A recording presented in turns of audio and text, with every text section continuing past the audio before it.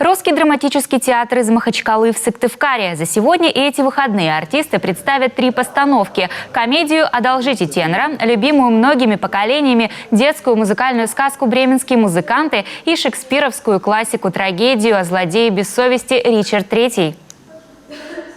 Мы пошли немножко глубже, и поэтому здесь мы попытались все-таки разобраться в этой личности самого Ричарда, откуда истоки, причины таких его действий, дальнейших поступков, в общем-то, происходят.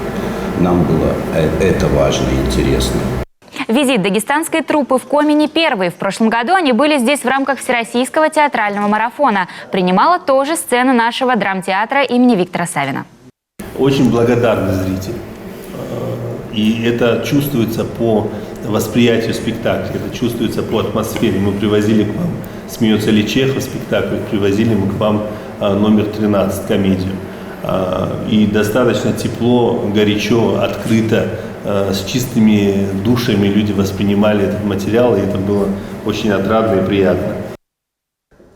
Уже через месяц дружеским ответным визитом в Дагестан должен отправиться и коллектив нашего драмтеатра. Но из-за действующих ограничительных мер им тоже придется сократить репертуар.